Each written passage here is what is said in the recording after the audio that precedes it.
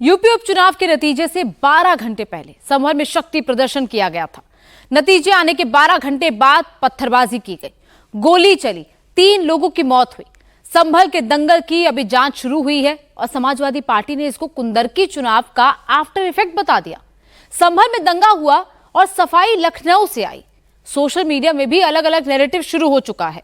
संभल में जो हुआ वो सिर्फ सर्वे का विरोध नहीं था, बल्कि पूरी प्लानिंग के बाद का एक्शन सीन था।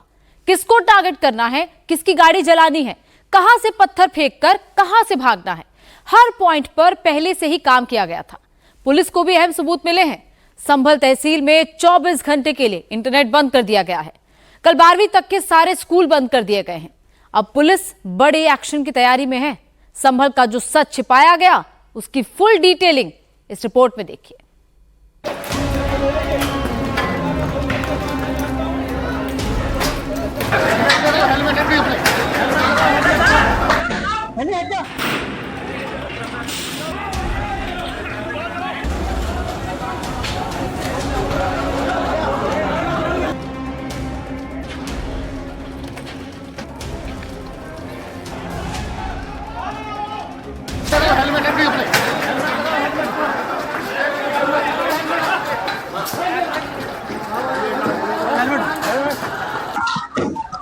सर हटो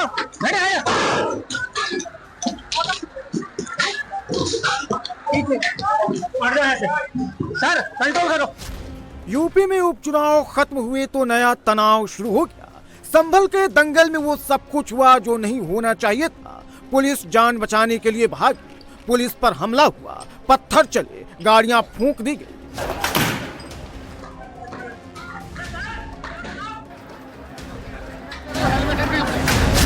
सड़क पर पत्थर, सीढ़ियों पर पत्थर, नाली में पत्थर, जहां जहां देखेंगे वहां पत्थर ही पत्थर नजर आएंगे।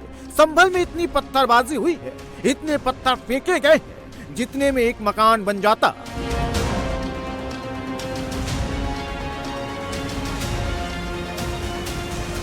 जामा मस्जिद की गलियों में कैसे 2 घंटे के अंदर अंदर माहौल खराब हुआ, हजारों की भीड़ जुटी और पत्थरबाजी कैसे की गई, ये तस्वीर इस समय हम आपको दिखा रहे हैं। हम ठीक जामा मस्जिद के पीछे मौजूद हैं और देखिए कि जो गलियां हैं वहां से पत्थर बरसाए गए। ऐसा लग रहा है कि पत्थरों की बारिश की गई।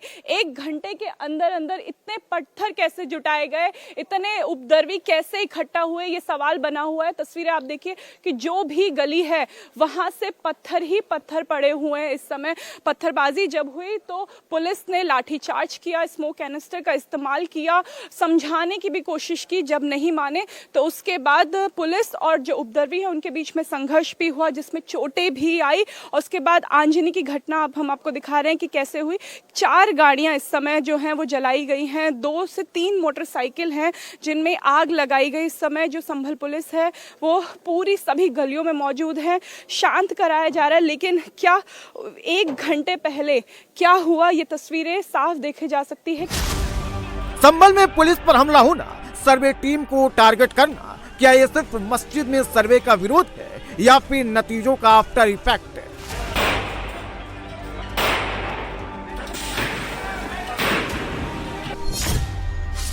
संभल से कुंदरकी की दूरी 35 किलोमीटर है। कुंदरकी में 60% से ज्यादा मुस्लिम है और सबसे ज्यादा मुस्लिम वोटर होने के बाद 31 साल बाद एक हिंदू चुनाव जीत गया।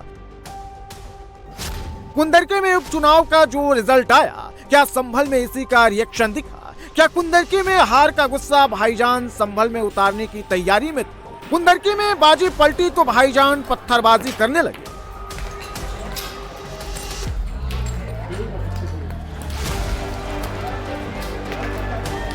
संभल में आज सर्वे करने गई थी टीम, वहाँ पर पत्थरबाजी हुई है पुलिस के ऊपर। तो होगी पत्थरबाजी, पुलिस ऐसा कार्रवाई करेगी, बूथ लूटेगी अगर, तो आगे चल के लोग क्या करेंगे, निराश हो। जो थ्वेरी रामगोपाल यादव समझा रहे हैं, क्या संभल में उसी का प्रैक्टिकल हुआ है? भीड़ संभल के जामा मस्जिद तक जाना चाहती थी, सर्वे को रोकना चाहती थी। मस्जिद में सर्वे अदालत के आदेश के बाद हो रहा था। 1 राउंड का सर्वे हो चुका था और 2nd राउंड का सर्वे बचा था, लेकिन सर्वे को रोकने के लिए भीड़ पहले से ही तैयारी करके आई थी।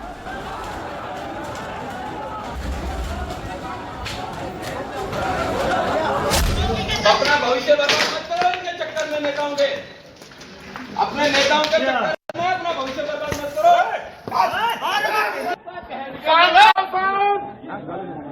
शांत रहो, क्यों मजबूर कर रहे हो? कौन क्या कर रहा है? अरे क्यों हो रहा है? शांत रहो शांत, हम तुम्हें समझा रहे हैं। शांत हो जाओ। पुलिस को अंदाजा था कि इस भीड़ को उकसाया गया है, भीड़ को पत्थरबाजी करने के लिए भेजा गया है। क्यों किया गया है, पुलिस को इसका भी एहसास था, तभी पुलिस बार बार भीड़ को चेतावनी दे रही थी। ये ईंट की जो दीवार है, इससे भी पत्थरों को तोड़ा गया। एक साथ पत्थर तोड़ते गए, पुलिस पर फेंकते गए और ऐसे ही सैकड़ों पत्थर इस पूरी गली में, जहां तक हम जाएंगे अभी कम से कम हम 200-300 मीटर चल चुके हैं, वहां पे ये पत्थर ही पत्थर है, आगे भी पत्थर है।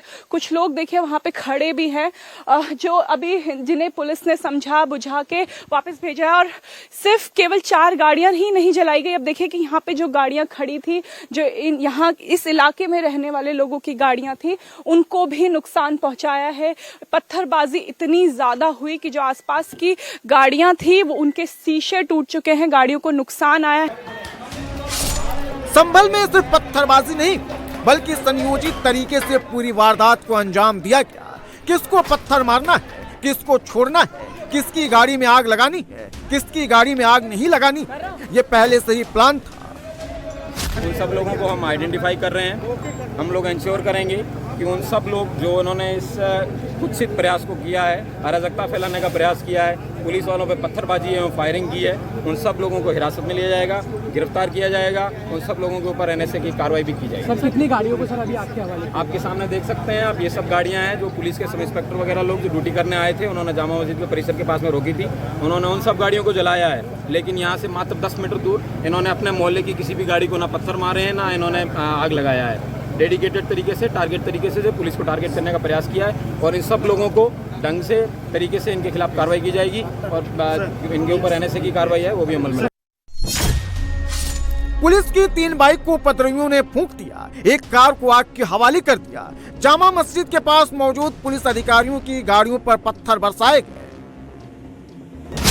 टीवी स्क्रीन पर बाईं तरफ दिल्ली नंबर वाली जो गाड़ियां खड़ी हैं, यहीं पर उपद्रवी इकट्ठा हुए थे, यहीं से पत्थरबाजी की शुरुआत हुई। लेकिन इन गाड़ियों को कोई नुकसान नहीं पहुंचाया गया है।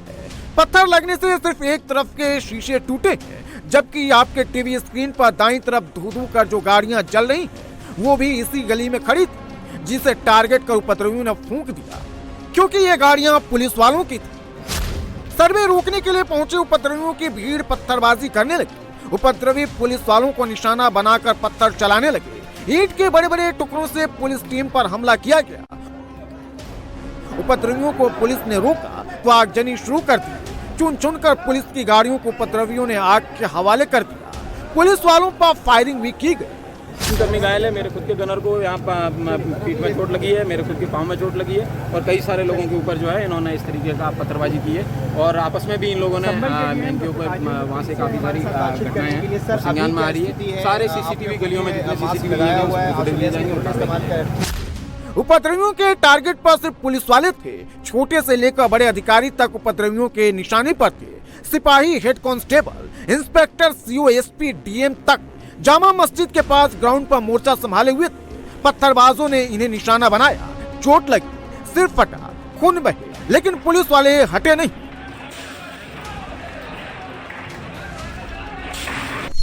ड्यूटी थी हमारी मस्जिद के पीछे, अंदर गली से बहुत सारे लोग आए दंगाई निकलकर, और अचानक उन्होंने पथराव शुरू कर दिया।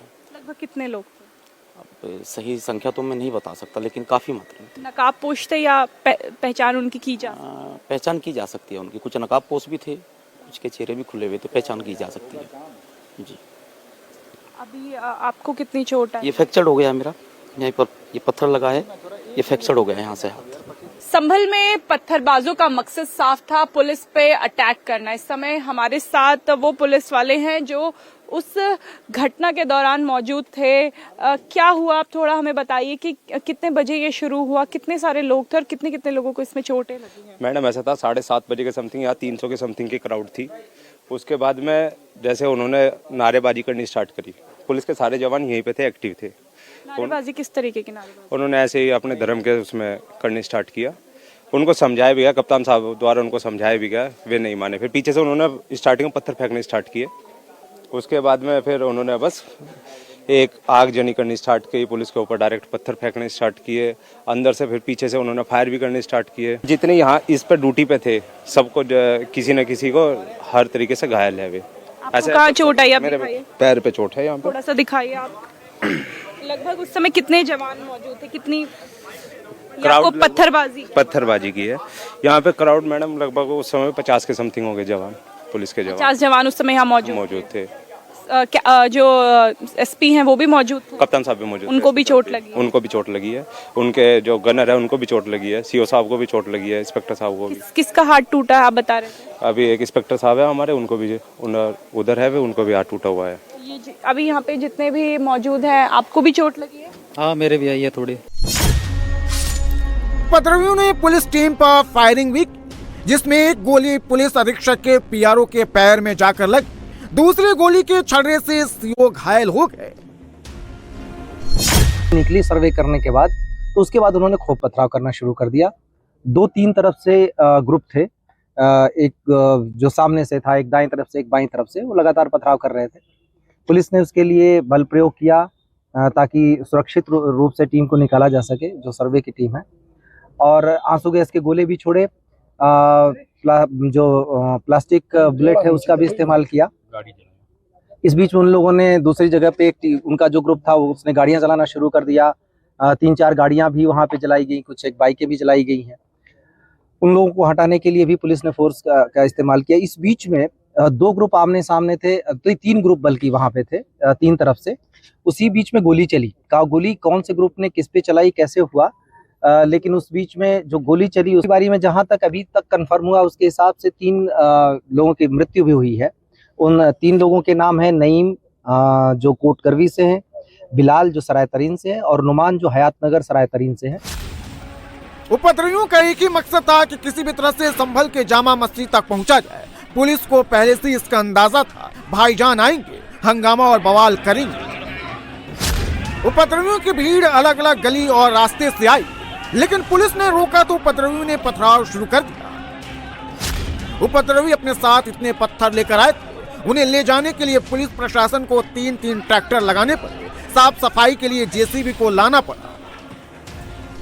संभल में इस समय जो मस्जिद के पास की गलियां हैं उनकी तस्वीरें यही है। सभी गलियों में इसी तरीके से टूटे टूटे पत्थर जो है वो बिखरे हुए हैं, क्योंकि 1000 लोगों ने पुलिस के ऊपर पत्थरबाजी की थी। कट्टों में भर के इन पत्थरों को लाया गया था, ईंटों को तोड़ तोड़ के लाया गया था। लेकिन अब जो नगर पालिका है वो सफाई कर रही है, इन सभी पत्थरों को हटा रही है, क्योंकि एक डर का माहौल इन पत्थरों ने बनाया हुआ है। लोग तो यहाँ से चले गए, लेकिन वो हिंसा इस समय यहाँ इन तस्वीरों के माध्यम से याद आ रही है। इस समय जो है पूरी सफाई का काम संभल में शुरू हो चुका है।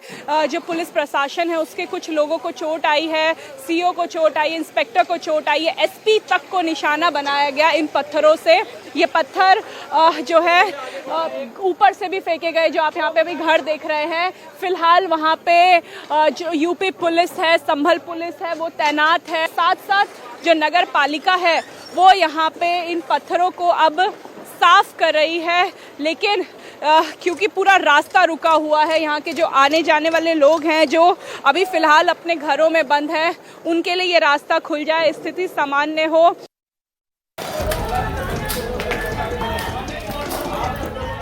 पुलिस टीम पर छत से भी पत्थरबाजी की।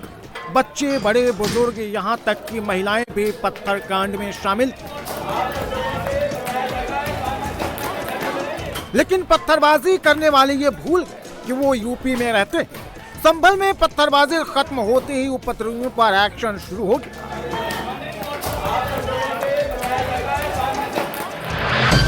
पुलिस अभी तक 15 से ज्यादा उपद्रवियों को पकड़ चुकी है, जिसमें 2 महिलाएं भी शामिल है।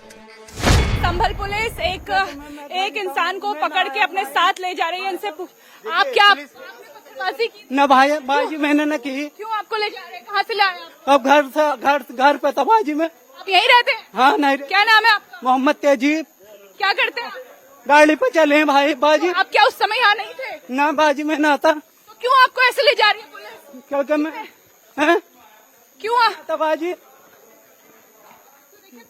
एक और देखिए 3 लोग हैं जिन्हें इस समय 3, 4 ये देखिए चौथा इंसान जिसे पुलिस यहाँ पे खदेड़ के लेके जा रही है। अंदाजा ये लगाया जा रहा है कि वही लोग हैं जिन्होंने पत्थरबाजी की, ये गाड़ियों में आग लगाई और अब इन्हें एक एक करके घर से दबोचा जा रहा है, थाने की तरफ लेके जा रहा है। जो फ्लैग मार्च किया गया, डीएम खुद इस फ्लैग मार्च में गए थे और लगातार अब ऐसे ही लोगों को यहाँ से चुन चुन के एक एक को पहचान करके लेके जाया जा रहा है। ये कह दिया गया है, ये साफ कह दिया गया है कि सख्त कार्रवाई होगी। देखिए अब इन चारों को यहाँ पे इसी गाड़ी में बैठाया जा रहा है। हालांकि ये लोग कह रहे हैं कि ये उस आंजनी का हिस्सा नहीं थे। क्या नाम है आपका? याकूब। हम कहाँ के रहने वाले हो? हम अपने घर पे थे, हमें वहाँ से ले। पत्थर चल गए, गोली चल गई, जान जा चुकी है, लेकिन बात यहीं पर खत्म नहीं हुई है, बल्कि यहाँ से तहकीकात शुरू हुई है।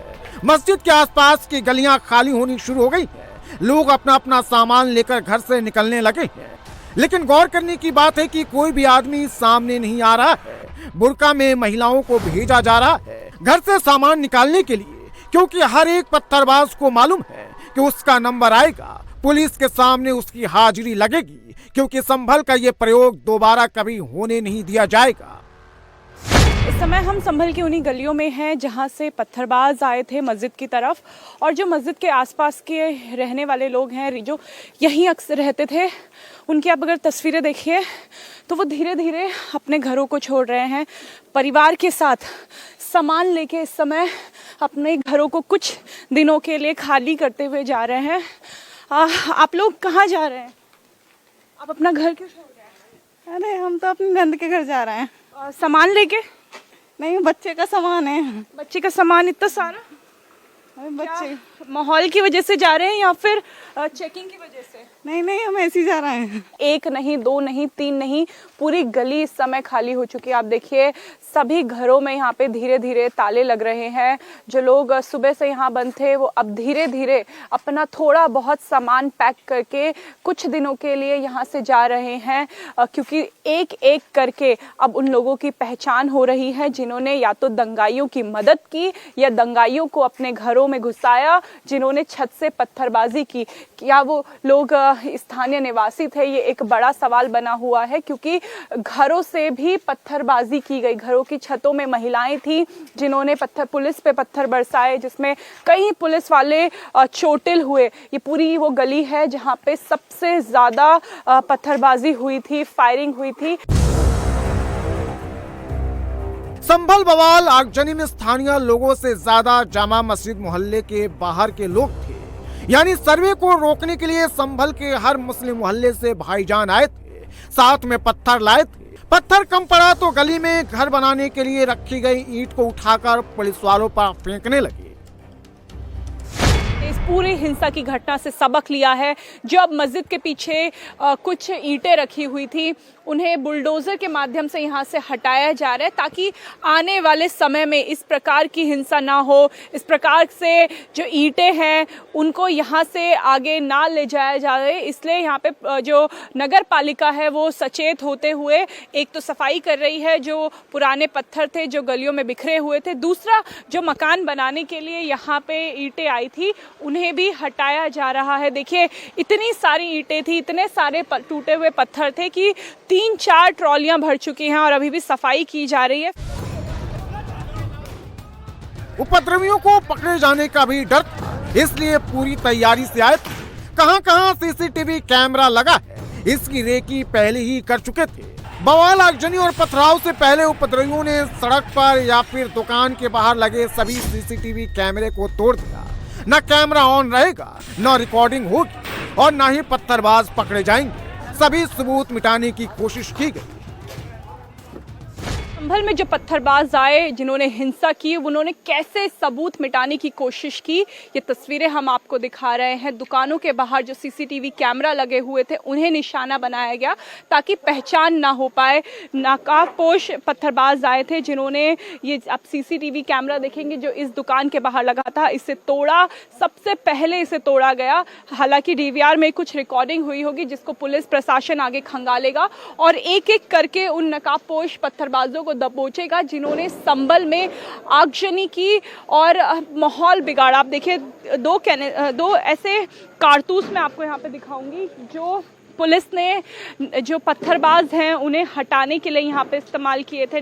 85 mm यानी 30 ग्राम के 2 कारतूस आप यहाँ पे देख पाएंगे जो इस समय नीचे पड़े हुए हैं। जिंदा कारतूस ये थे जो पत्थरबाजों पे पुलिस ने इस्तेमाल किया। केवल ये एक ही सीसीटीवी कैमरा नहीं था, एक और सीसीटीवी कैमरा है आगे की दुकान पे जो तोड़ा गया ताकि सभी सबूत जो है वो मिट जाए। कौन आया, किसने पत्थरबाजी की, किसने इन गाड़ियों को आग लगाई, उनकी पहचान ना हो पाए। वो कौन लोग थे, क्या वो स्थानीय लोग थे या वो इस जो ये 4-5 गलियां हैं यहाँ के रहने वाले नहीं थे, उनकी पहचान ना हो पाए। इसलिए इस तरीके के जो है हथकंडे अपनाए गए।